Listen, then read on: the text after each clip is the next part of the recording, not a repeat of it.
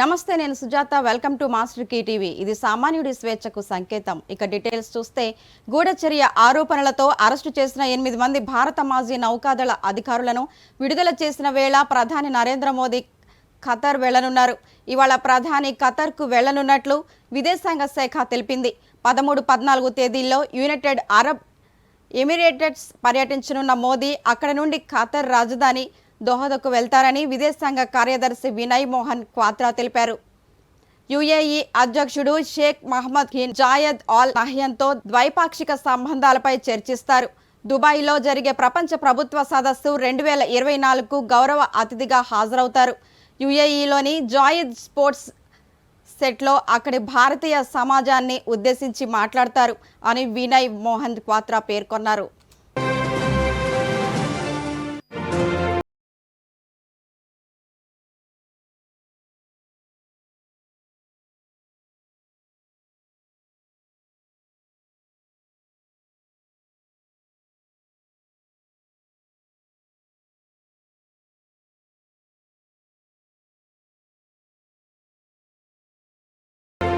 కనీస మద్దతు ధరకు చట్టబద్ధత కల్పించాలంటూ రైతు సంఘాలు చేపట్టిన చలో ఢిల్లీ కార్యక్రమం ఉద్రిక్తతకు దారితీసింది. రైతులు పార్లమెంటు ముట్టడికి పిలుపునివ్వడంతో కేంద్ర ప్రభుత్వం అప్రమత్తమైంది. ఢిల్లీకి రైతులు చేరుకోకుండా బోర్డర్లోనే ఆపేందుకు అన్ని చర్యలు చేపట్టింది. సరిహద్దులు మూసివేయడంతో పాటు రోడ్లపై బారికేడ్లు, సిమెంటు దిమ్మెలు, కంటైనర్లతో గోడలు కట్టింది. రోడ్లకు అడ్డంగా ఇనుప మేకులు బిగించింది. పెద్ద సంఖ్యలో భద్రతా బలగాలను మోహరించింది. అయితే ప్రభుత్వం కల్పిస్తున్న ఈ అడ్డంకులేవి తమను ఆపలేవని రైతులు అంటున్నారు. 6 నెలల పాటు ఉండేందుకు సిద్ధంగానే వస్తున్నామని, అందుకు అవసరమైన సరుకులను వెంట తెచ్చుకుంటున్నామని పంజాబ్కు చెందిన ఓ రైతు మీడియాతో వెల్లడించాడు.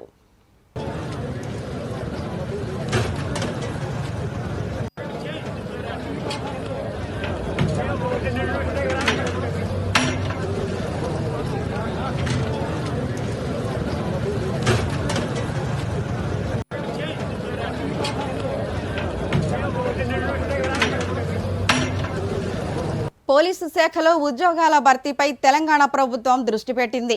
ఇందులో భాగంగా హైపవర్ కమిటీతో ముఖ్యమంత్రి రేవంత్ రెడ్డి సమావేశమయ్యారు. పోలీసు రిక్రూట్మెంట్ గో 46 రద్దు ఎంపికపై వీరు చర్చించారు.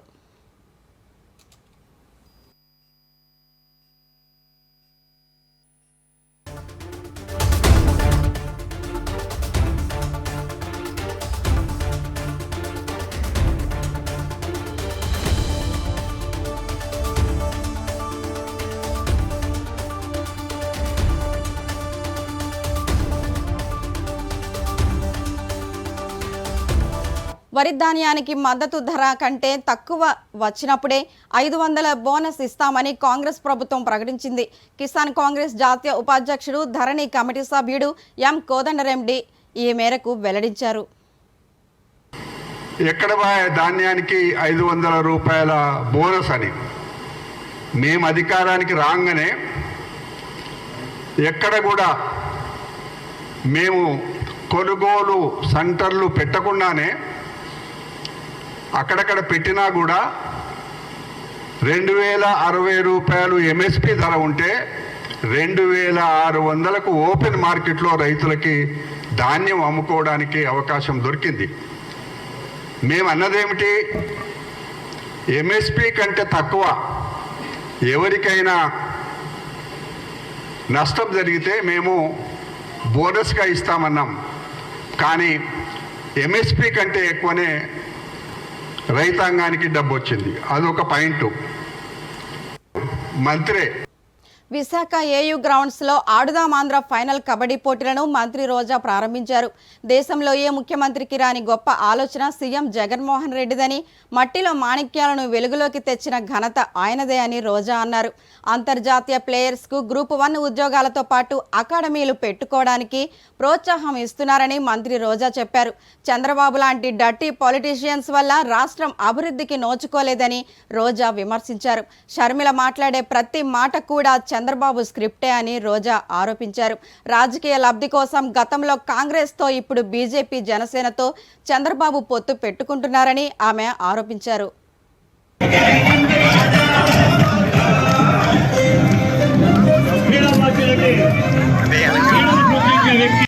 స్వాగతం పలకవలసినట్లు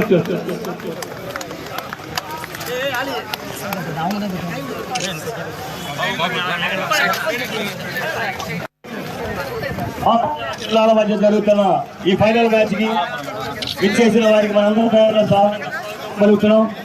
ముందెన్నడూ లేని విధంగా ఆడవాళ్ళ ఆంధ్ర డిజైన్ చేసి చాలా చక్కగా 5 స్థాయిలో నిర్వహించి గ్రూప్ ఫోటో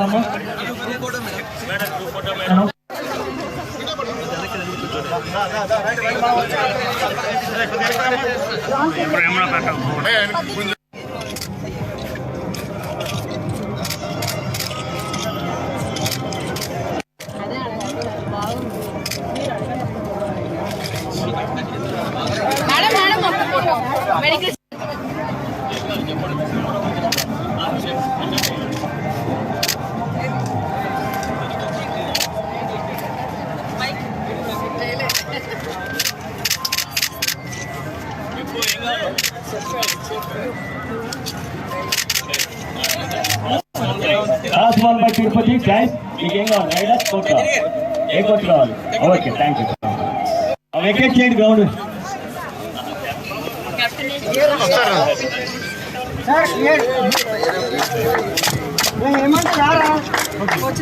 పోటీలకి విచ్చేసి ఇక్కడ వారి ప్రతిభ చూపిస్తూ ఎంతో మంది ఫ్రాంచైజీస్ విచ్చేశారు. ఒక్కొక్క క్రీడలో నిష్ణాతులైన ఇవ్వడానికి అసోసియేషన్ తరఫు కూడా ఇచ్చేశారు. ఇలాంటి బృహత్తరమైన కార్యక్రమం గౌరవ ముఖ్యమంత్రి గారు డిజైన్ చేసి ప్రత్యేకంగా యువతని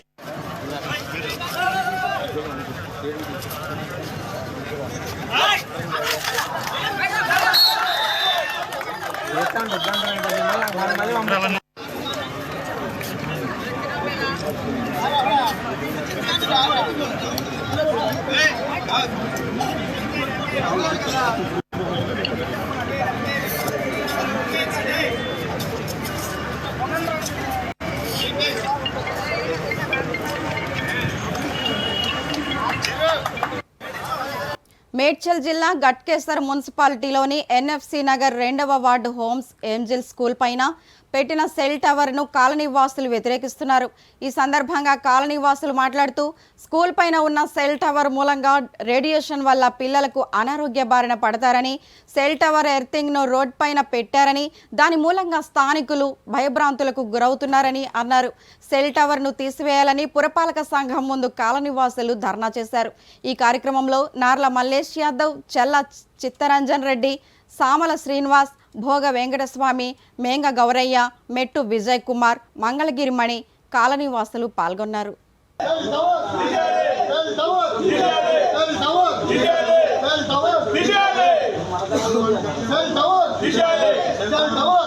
టవర్ పెట్టొద్దంటే మీ సంతకాలు పెట్టినా అయిపోయింది, మీరు ఎవరు ఏమైనా చేసుకోరు, మా పిల్లలకి ఇబ్బంది ఉంది, పిల్లలు చనిపోతారంటే ఎవరి పిల్లలు చచ్చిపోతారు నాకెందుకు, నేను టవర్ సంతకం పెట్టినా అయిపోయింది, ఎవడు ఆపలేడు దీన్ని, మీరు ఏమంటే బయట పోయి చూసుకోపోరు అని మమ్మల్ని చాలా అల్పంగా చాలా హీనంగా మాట్లాడి అది చేసిండు. రోడ్డు మీద ఇంకోటి దాని సెల్ టవర్కి సంబంధించి రోడ్డు మీద అక్రమంగా పబ్లిక్ రోడ్ పైన అర్తగుంతలతో దానికి కనెక్షన్ ఇచ్చారు. అర్తగుంతలు తేలి ఉన్నాయి అక్కడ. రేపు చిన్నపిల్లలు వర్షాకాలం వస్తే సెల్ టవర్ అర్తకు ఏమైనా వస్తే చిన్నపిల్లలకు చాలా అపాయం ఉంది అక్కడ. దాని గురించి కూడా గుర్తించినాం.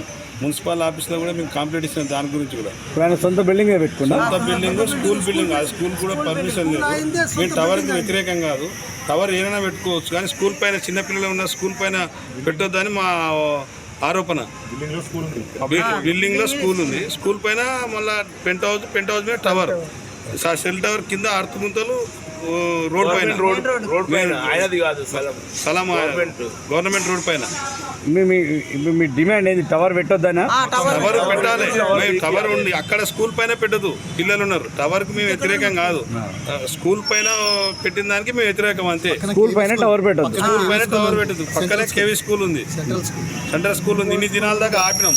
నిన్న మళ్ళీ దానికి అన్ని ఫిట్టింగ్ చేసినా కూడా మున్సిపల్ కంప్లీట్ ఇచ్చినాం. 2000 మంది అలా చిన్నపిల్లలు ఉన్నారు. కమిషన్ కంప్లీట్ ఇచ్చినాము, కలెక్టర్ కంప్లీట్ ఇచ్చినాము.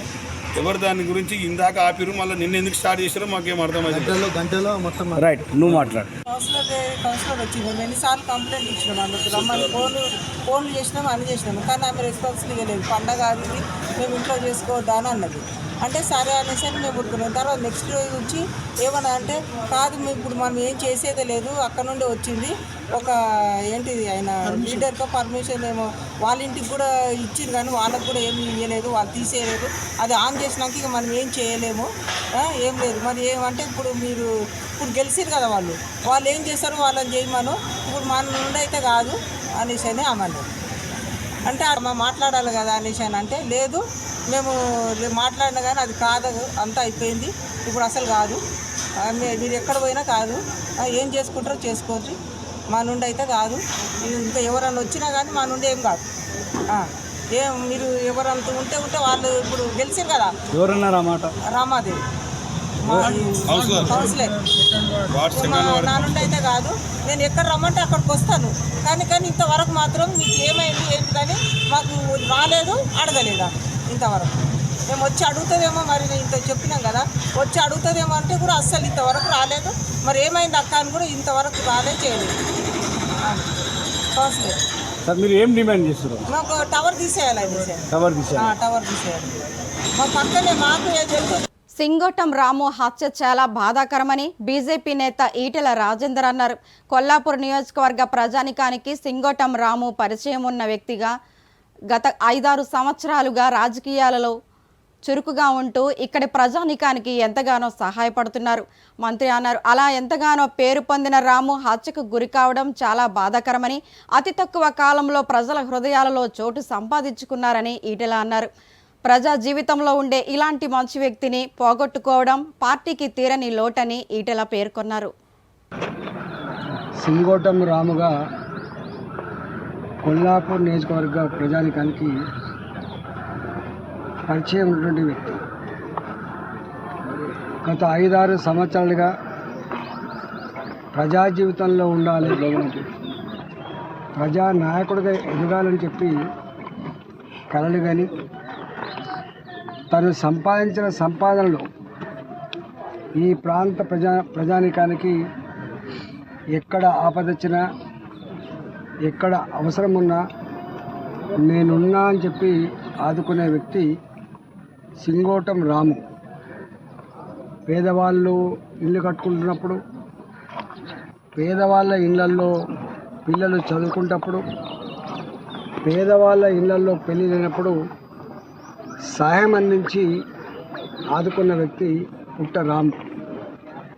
ఎన్నికల ముందు మా దగ్గరికి చాలాసార్లు వచ్చి అన్నా మేము కొల్లాపూర్ నియోజకవర్గంలో అన్ని గ్రామాల్లో మేము పనిచేస్తున్నాం, ఈ దఫా మీకు సపోర్ట్ ఇవ్వాలనుకుంటున్నాం, భారతీయ జనతా పార్టీని గెలిపించాలనుకుంటున్నాం అని చెప్పి మీ అభ్యర్థి సుధాకర్ రావు కనుక అయితే సుధాకర్ రావు గారి గెలుపులో బీఆర్ఎస్ను వీడి కాంగ్రెస్లోకి వెళ్తున్న కొందరు నాయకులను కేటీఆర్ స్వయంగా పంపిస్తున్నాడా అని బీజేపీ స్టేట్ ప్రెసిడెంట్ ప్రభాకర్ సంచలన వ్యాఖ్యలు చేశారు. ఎన్వీఎస్ఎస్ ప్రభాకర్ హైదరాబాద్లోని భారతీయ జనతా పార్టీ ప్రధాన ఆఫీస్ కార్యాలయంలో ప్రెస్ మీట్ నిర్వహించారు. ఈ సందర్భంగా ప్రభాకర్ మాట్లాడుతూ ఐటీ మినిస్టర్ కేటీఆర్పై ఆయన చుట్టూ ఉన్న అధికారులు చేసినటువంటి అవినీతిపై అనేక ఆరోపణలు చేస్తూ వాటి మీద దర్యాప్తు చేయాలని తాము డిమాండ్ చేస్తున్నామని తెలుపుతూ బీఆర్ఎస్ వీడి కాంగ్రెస్లోకి చేరబోయే నాయకులు అంతకు ముందు తాము చేసినటువంటి అవినీతి కార్యక్రమాలను కప్పిపుచ్చుకోవడానికే కేటీఆర్ వారిని పంపుతున్నాడా అనే సందేహాన్ని వ్యక్తం చేశారు. చుట్టూ ఉన్నటువంటి ఉన్నతాధికారులే ఇంత పెద్ద ఎత్తున భారీ స్థాయిలో అవినీతి అక్రమాలకి పాల్పడి అక్రమ సంపాదన కోట్లకి పడగలెత్తారంటే మరి దీంట్లో కేటీఆర్ పాత్ర ఎంత ఉంది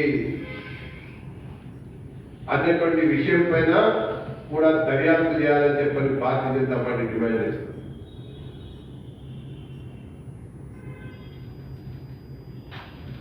దాంతోపాటు కేటీఆర్కి ఆంతర్యంగా ఉన్నటువంటి నాయకుడు జిహెచ్ఎంసీ పరిధిలో ఉన్నటువంటి డిప్యూటీ మేయర్ అంటే మాజీ డిప్యూటీ మేయర్ మాజీ మేయర్ పార్టీ ఫిరాయించినట్టుగా కాంగ్రెస్ లో చేరుతున్నట్టుగా వార్తలు వస్తున్నాయి, కథనాలు వస్తాయి. అంటే దేని కొరకు జరుగుతా ఉంది ఇది? అప్పటి అవినీతిని కప్పిపుచ్చడం కొరకు, అప్పటి అవినీతికి పాల్పడేటువంటి వ్యక్తుల్ని కాపాడటం కొరకు కేటీఆర్ గారి కాంగ్రెస్ లోకి నాయకులను పంపిస్తున్నారా? లేదా ఈ బ్లాక్ మెయిలింగ్ రాజకీయాలకి కాంగ్రెస్ పాల్పడతా ఉంటే ఈమెయిల్ రాజకీయాల ద్వారా సన్నిహిత సంబంధాన్ని బలపరుచుకుందామని చెప్పని ప్రయత్నాలు జరుగుతున్నాయన్నటువంటి విషయం ప్రజలందరూ కూడా చూస్తున్నారు, ఆలోచిస్తున్నారు అని చెప్పని పేర్కొంటూ రాబోయేటువంటి పార్లమెంట్ ఎన్నికల్లో ఖచ్చితంగా వీస్తున్నటువంటి మోడీ గాలిని చూసి తట్టుకోలేనటువంటి స్థితి పరిస్థితుల్లో ఈ బీఆర్ఎస్ కాంగ్రెస్ కలిపి ఆడుతున్నటువంటి ఒక నాటకమే ఈ యొక్క నీతికి సంబంధించినటువంటి వ్యవహారం అని చెప్పని నేను పేర్కొంటాను. రాష్ట్ర ముఖ్యమంత్రి జగన్మోహన్ రెడ్డి ఆధ్వర్యంలో నవరత్నాల ద్వారా ప్రజా సంక్షేమ కార్యక్రమాలు గత 5 సంవత్సరాలుగా ప్రజలందరికీ అందుతాయని ఉమ్మడి పశ్చిమ గోదావరి జిల్లా పరిషత్ చైర్మన్ గంటా పద్మశ్రీ అన్నారు. ఉమ్మడి పశ్చిమ గోదావరి జిల్లా పరిషత్ సర్వసభ్య సమావేశం ఏలూరులోని జిల్లా సమావేశ మందిరంలో జరిగింది. ఈ సందర్భంగా జిల్లా పరిషత్ చైర్మన్ మాట్లాడుతూ జిల్లా వ్యాప్తంగా జెడ్పీటీసీ సభ్యులంతా ముఖ్యమంత్రికి మద్దతు తెలిపారని కోరారు. ఏలూరు జిల్లా కలెక్టర్ ప్రసన్న వెంకటేష్, జిల్లా పరిషత్ సీఈఓ సుబ్బారావులు మాట్లాడుతూ గత సమావేశంలో సభ్యులు లేవనెత్తిన వివిధ అంశాలపై జిల్లా అధికారుల నుండి పూర్తి స్థాయిలో వివరణ తీసుకున్నారు. సమస్యలు ఏమైనా ఉంటే జిల్లా పరిషత్కు తెలియజేస్తే ఆ అంశం ప్రకారం సమస్య పరిష్కారానికి కృషి చేస్తామని తెలిపారు. మనందరం కూడా చూస్తూ ఉన్నాం. అలాంటి ముఖ్యమంత్రి గారు ఇప్పటివరకు కూడా మనం ఎక్కడా కూడా చూడలేదు. ఎన్నో ప్రభుత్వాలు వచ్చాయి కానీ ఎంతో మంది ముఖ్యమంత్రులు వచ్చారు కానీ ఇలాంటి పేద ప్రజల కోసం ఆలోచించిన ముఖ్యమంత్రి గారిని మనం ఎక్కడ చూడలేదు, ఎప్పుడు కూడా చూడబోము. కాబట్టి మన జెడ్పీటీసీలు అందరూ కూడా గతంలో ఆయన గెలిపించుకోవడానికి మనందరం కూడా కృషి చేశాము. ప్రభుత్వ ఉద్యోగులకు చెల్లించాల్సిన సరెండర్ లీవ్లను సంబంధించి 20,000 కోట్ల రూపాయలకు పైగా బకాయిలు చెల్లించాలని, లేని పక్షంలో ఈ నెల 27వ తేదీన చెలో విజయవాడ కార్యక్రమాన్ని నిర్వహిస్తున్నట్లు ఏపీఎన్జీఓ ఉమ్మడి పశ్చిమ గోదావరి జిల్లా చైర్మన్ చోడగిరి శ్రీనివాస్ ప్రభుత్వాన్ని హెచ్చరించారు. ఏలూరు జిల్లా ఏలూరు నగరంలోని పంచాయతీరాజ్ ఉద్యోగుల సంఘం భవనంలో జేఏసీ ఆధ్వర్యంలో విలేకరుల సమావేశం జరిగింది. సందర్భంగా జేఏసీ చైర్మన్ మాట్లాడుతూ పెండింగ్ బకాయిలను వెంటనే చెల్లించాలని డిమాండ్ చేశారు. ఉపాధ్యాయుల పక్షాన అలాగే యూటీఎఫ్ పక్షాన విజయవంతం చేయడానికి ప్రయత్నం చేస్తాం. ఈ పోరాటాల్లో అంతకీ ప్రభుత్వం దిగిరాపోతే రేపు 27వ తారీఖున చెలో విజయవాడ కార్యక్రమాన్ని వేలాది మంది ఉపాధ్యాయులతో మేము జేఏసీలో ముట్టడించడానికి ప్రయత్నం చేస్తాం. ఇప్పటికైనా ప్రభుత్వం ఈ యొక్క పరిస్థితి తీసుకురాకుండా వెంటనే ఉద్యోగోపాధ్యాయులకి రావాల్సిన ప్రతి విధమైన ఆర్థిక బకాయిలు చెల్లించాలి.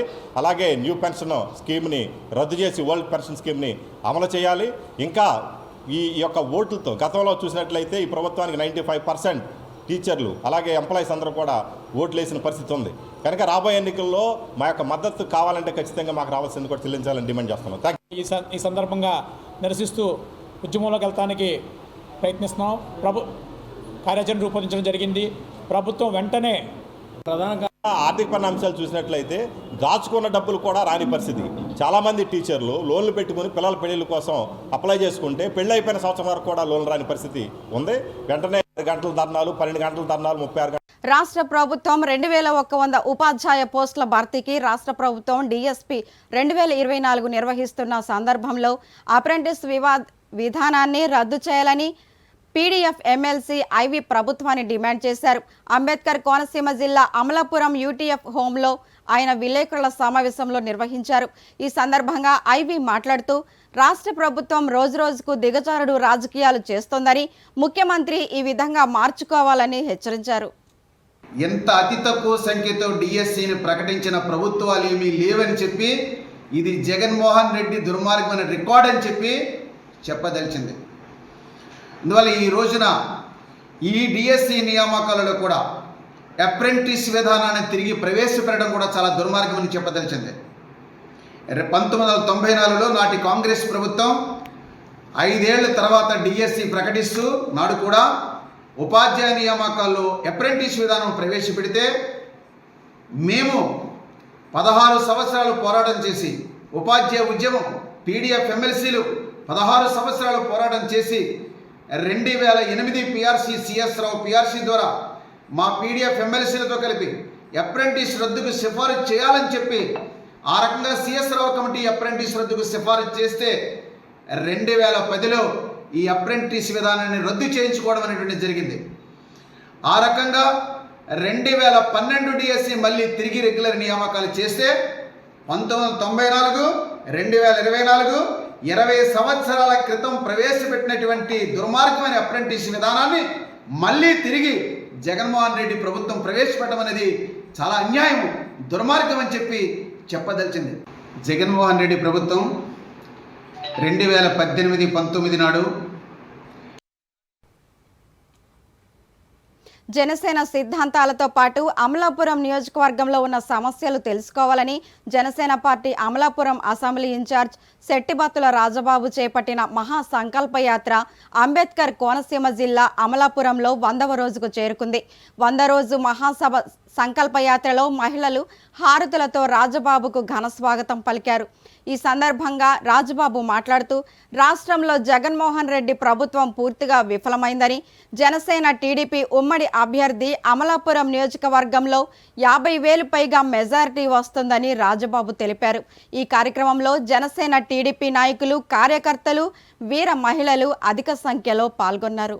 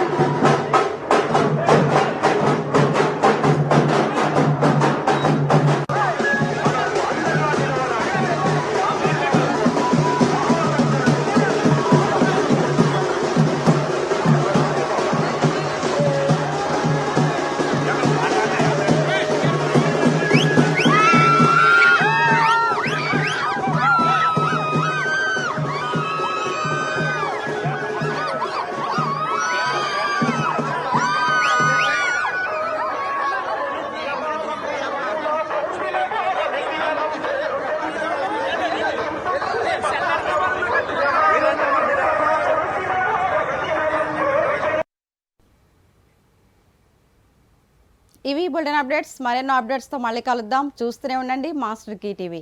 ఇది సామాన్యుడి స్వేచ్ఛకు సంకేతం.